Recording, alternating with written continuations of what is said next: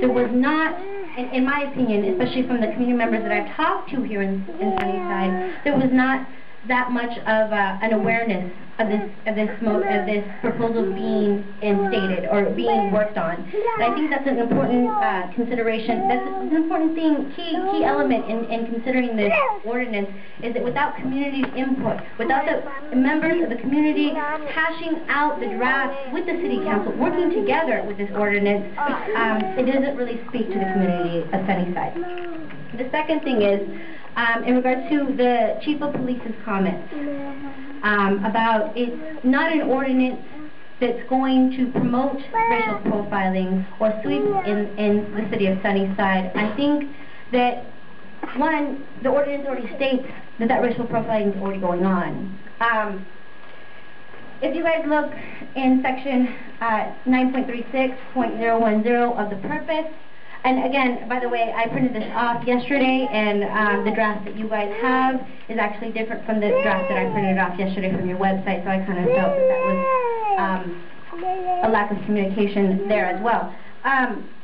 The City Council finds that there are approximately 50 adults and 200 juvenile criminal street gang members operating in the city of Seattle. Now, I don't know about the rest of you, but as a community member, having that stated already in the ordinance, that you have already identified 200 juvenile criminal street gang members, and you've identified the gang members as 2 or more people, because I believe in the definitions it's stated as 3 or more persons. Sorry, I apologize. I have the old one. But it consists of 3 or more persons. So that means that 3 times 200, that's 600 individuals that you've already identified as violating this ordinance, meaning that 600 juveniles are already targeted. And that not only affects those 600 individual juvenile offenders, but it also affects the 1,200 parents, considering the fact that it might be a 2-parent household.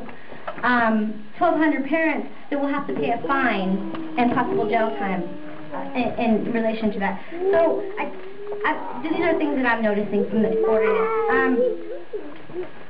One of the things about community input and why I think it's so important is when a gentleman earlier said, and I believe it's been discussed, that this ordinance is being proposed as a model to the rest of the county of Yakima, to the rest of the state of Washington, and hopefully to the entire nation.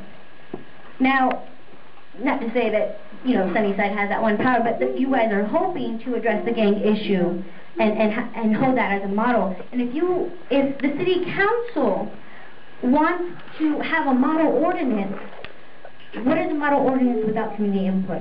What is a model ordinance without looking at the reality of the situation? And I'm going to go further into what I mean by that. And what I mean by that, and I don't know if it's the same section or not, but I'm pretty sure it is.